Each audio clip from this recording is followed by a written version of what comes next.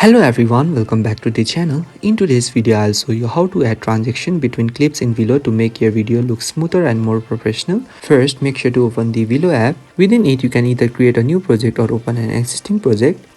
Once you are in the editor, you will see all your clips placed on the timeline. Now look between the two clips on the timeline where you will notice a small transition icon right in the middle where the clips meet. Tap on that icon. This opens the transactions menu where you will see a list of transaction effects with different categories. Some transactions are free while others require the paid version.